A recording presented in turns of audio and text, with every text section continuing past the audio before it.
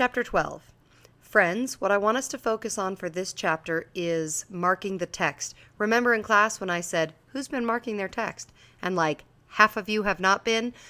This reading, I'm going to be teaching you how to mark text, just in the event that you haven't been listening to me for the last 12 weeks. So if you do not have a pencil with you, push pause and come back when you have a pencil.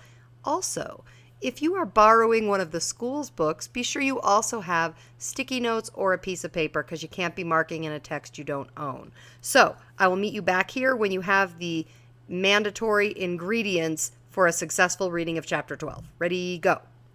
All right, welcome back. Chapter 12. In Afghanistan, Yelda is the first night of the month of Jadi, the first night of winter, and the longest night of the year. As was the tradition, Hassan and I used to stay up late, our feet tucked under the kursi, while Ali tossed apple skin into the stove and told us ancient tales of sultans and thieves to pass that longest of nights. It was from Ali that I learned the lore of Yelda, that bedeviled moths flung themselves at candle flames, and wolves climbed mountains looking for the sun. Ali swore that if you ate watermelon the night of Yelda, you wouldn't get thirsty the coming summer. When I was older, I read in my poetry books that Yelda was the starless night tormented lovers kept vigil, enduring the endless dark, waiting for the sun to rise and bring with it their loved ones. I'm going to underline waiting for the sun to rise because I think that has metaphorical meaning. If you're in the darkness and you're waiting for the sun to rise, that there's a sense of something good that's on the horizon. So I'm just underlining that because Lord knows, you guys, that Amir needs something good on his horizon. Don't you guys think? After I met Soraya, Tahiri, every night of the week became a Yelda for me. Oh, and there it is, the very next sentence. And when Sunday mornings came, I rose from bed, Soraya Tahiri's brown-eyed face already in my head. Remember, she's the girl that he calls his swap meet princess. She's the woman that he met at the swap meet. In Baba's bus, I counted the miles until I'd see her sitting barefoot, arranging cardboard boxes of yellowed encyclopedias, her heels white against the asphalt, silver bracelets jingling around her slender wrists.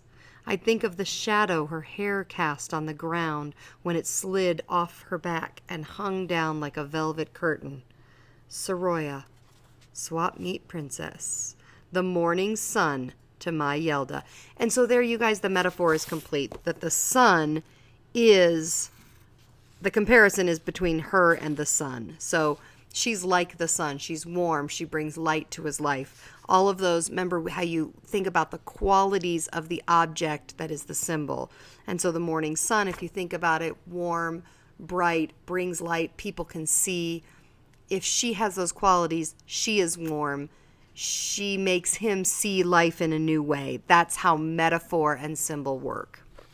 And by the way, I marked the morning sun there again on page 144. I invented excuses to stroll down the aisle, which Baba acknowledged with a playful smirk, and passed the Tahiri's stand. And there I would stop and just make a quick text-to-self connection, because don't you guys invent excuses to be somewhere where you're not necessarily supposed to be in order to either see somebody or to get something? My daughters, for example, whenever they come to Boulder High, say, Mommy, we're just going to roam around. And what they do is go to Gilletta in the front office because they know she'll give them candy. So that's the same kind of thing. So I just made a connection. So off in the corner, I would write connection. And now that I'm done doing that, I will move on.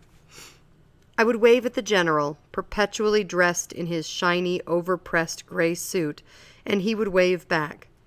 Sometimes he'd get up from his director's chair and we'd make small talk about my writing, the war, the day's bargains, and I'd have to will my eyes not to peel away, not to wander to where Soraya sat reading a paperback. The general and I would say our goodbyes, and I'd try not to slouch as I walked away. Sometimes she sat alone, the general off to some other row to socialize, and I would walk by, pretending not to know her, but dying to. Sometimes she was there with a portly, middle-aged woman with pale skin and dyed red hair. I promised myself that I would talk to her before the summer was over, but schools reopened, the leaves reddened, yellowed, and fell, the rains of winter swept in and wakened Baba's joints, baby leaves sprouted once more, and I still hadn't had the heart, the dil, to even look her in the eye. The spring quarter ended in May 1985. I aced all of my general education classes, which was a minor miracle given how I'd sit in lectures and think of the soft hook of Soraya's nose. Then, one sweltering Sunday that summer, Baba and I were at the flea market, sitting at our booth, fanning our faces with newspapers. Despite the sun bearing down like a branding iron, the market was crowded that day, and sales had been strong. It was only 12:30, but we'd already made $160. I got up, stretched, and asked Baba if he wanted a Coke. He said he'd love one. Be careful, Amir, he said as I began to walk. Of what, Baba? I am not an ahmak, so don't play stupid with me. I don't know what you're talking about. Remember this, Baba said, pointing at me. The man is a Pashtun to the root. He has nang and namus. Nang, namus, honor and pride. The tenets of Pashtun men. I'm going to underline that where it says honor and pride, the tenets of Pashtun men. We've talked a little bit in class about how this book characterizes not only the people in it, but also the entire society of Afghanistan, and in this case, the Pashtun. And I think that that's important, this idea of honor and pride. All right, moving back. Especially when it came to the chastity of a wife or a daughter. I'm only going to get us drinks. Just don't embarrass me. That's all I ask. I won't. God, Baba. Baba lit a cigarette and started fanning himself again. I walked toward the concession booth initially, then turned left at the t-shirt stand, where, for $5, you could have the face of Jesus, Elvis, Jim Morrison, or all three, pressed on a white nylon t-shirt. Mariachi music played overhead, and I smelled pickles and grilled meat. I spotted the Tahiri's gray van 2 rows from ours, next to a kiosk selling mango on a stick. She was alone, reading. White ankle-length summer dress today, open-toed sandals, hair pulled back and crowned with a tulip-shaped bun. I meant to simply walk by again, and I thought I had, except suddenly I was standing at the edge of the Tahiri's white tablecloth, staring at Soraya across curling irons and old neckties. She looked up. Salam, I said. I'm sorry to be mozahem. I didn't mean to disturb you. Salam. Is General Saeeb here today? I said. My ears were burning. I couldn't bring myself to look her in the eye. And that's just funny to me because, again, I'm relating. Remember when you want to talk to somebody, but you don't want them to know you want to talk to them, so you make up some excuse while you're talking to them, and the whole time all you can think is, oh my goodness, I'm going to be caught out. I'm going to be found out. I'm going to be caught, and your ears burn. Like, I totally get what this guy's saying. He went that way, she said, pointed to her right. The bracelet slipped down to her elbow, silver against olive. Will you tell him I stopped by to pay my respects? I said. I will. Thank you, I said. Oh, and my name is Amir, in case you need to know, so you can tell him that I stopped by to pay my respects. Yes. I shifted on my feet, clearing my throat. I'll go now. Sorry to have disturbed you. Nay, you didn't, she said. Oh, good. I tipped my head and gave her a half smile. I'll go now. Hadn't I already said this? Khoda Hafez. Khoda Hafez. I began to walk, stopped, and turned. I said it before I had a chance to lose my nerve.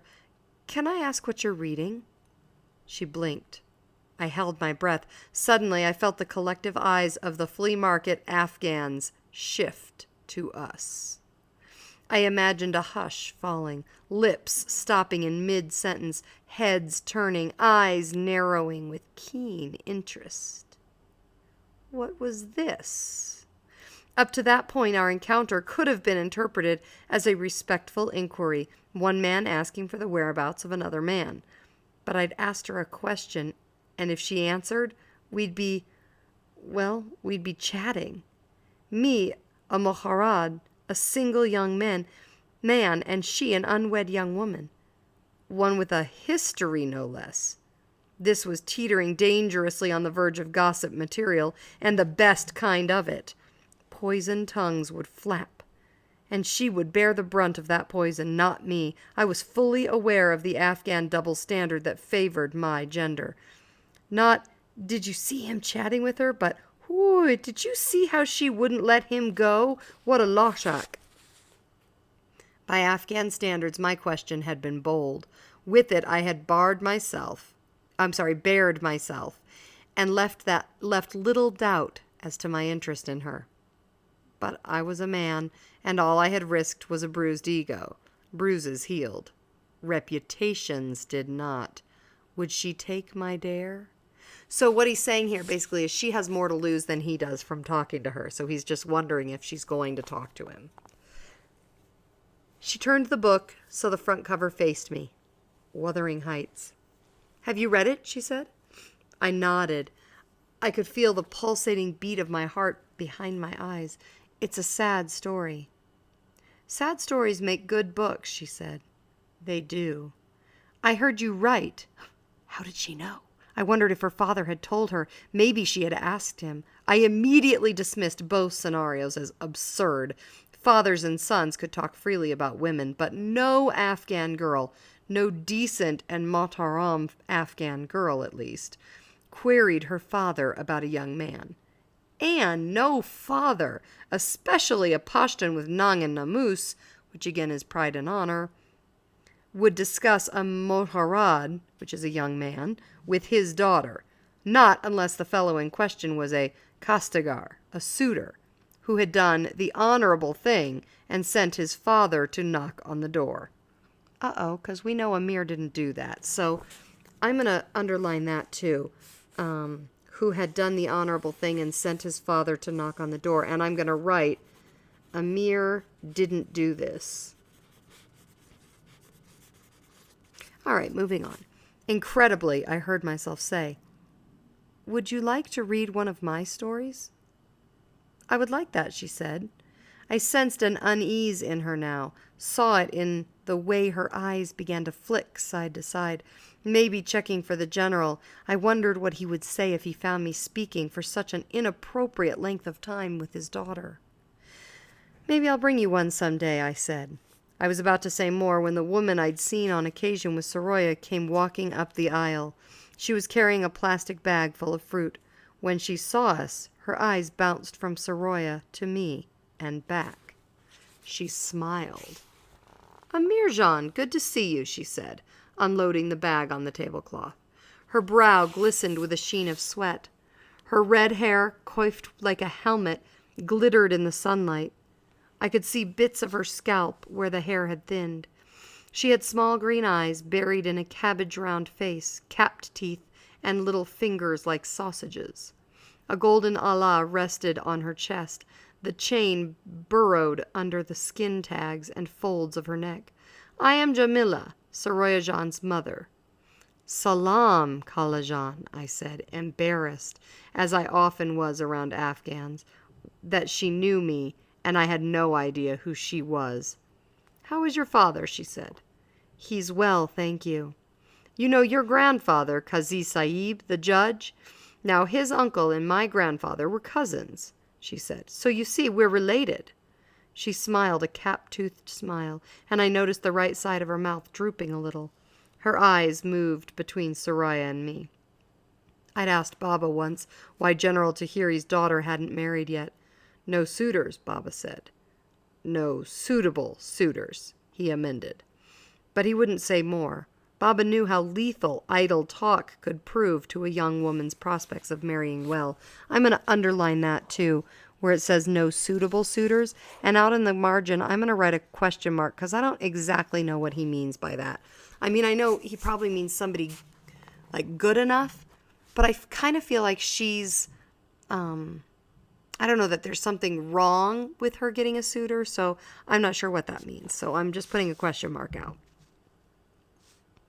Afghan men, especially those from reputable families, were fickle creatures. A whisper here, an insinuation there, and they fled like startled birds. So weddings had come and gone, and no one had sung Ayesta Bora for Soraya. No one had painted her palms with henna. No one had held a Koran over her headdress, and it had been General Tahiri who danced with her at every wedding. So those are clearly the traditions of honorable weddings. So I'm just going to mark that just so that I know. And now this woman, this mother, with her heartbreakingly eager, crooked smile and the barely veiled hope in her eyes. I cringed a little at the position of power I'd been granted, and all because I had won at the genetic lottery that determined my sex. I could never read the thoughts in the general's eyes, but I knew this much about his wife.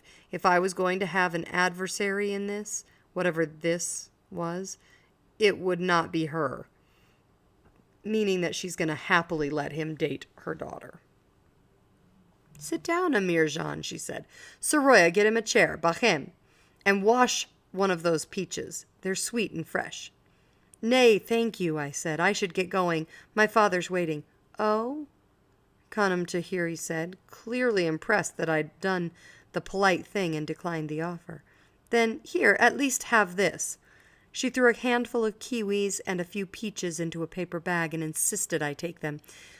"Carry my salam to your father, and come back and see us again." "I will, thank you, Kalajan," I said. Out of the corner of my eye, I saw Soraya looking away. Space. "I thought you were getting cokes," Baba said, taking the bag of peaches from me. He was looking at me in a simultaneously serious and playful way. I began to make something up, but he bit into a peach and waved his hand. "Don't bother, Amir. Just remember what I said."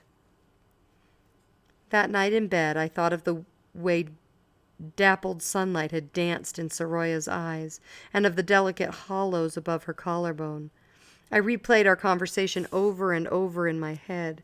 Had she said, "I heard you write," or "I heard you're a writer"? Which was it? I tossed in my sheets and stared at the ceiling, dismayed at the thought of 6 laborious, interminable nights of Yelda, until I saw her again. Ooh, he's smitten. And by smitten, I mean he likes her. Space.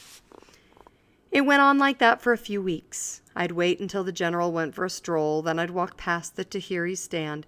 If Khanum Tahiri was there, she'd offer me tea and a kolka, and we'd chat about Kabul in the old days, and the people we knew, her arthritis. Undoubtedly, she had noticed that my appearances always coincided with her husband's absences, but she never let on.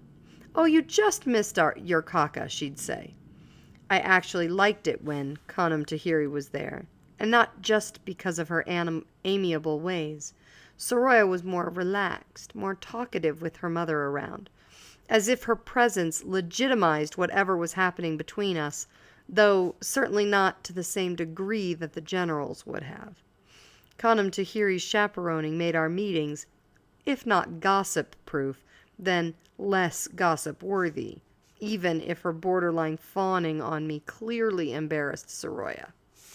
One day, Soraya and I were alone at the booth, talking. She was telling me about school, how she too was working on her general education classes at Olone Junior College in Fremont.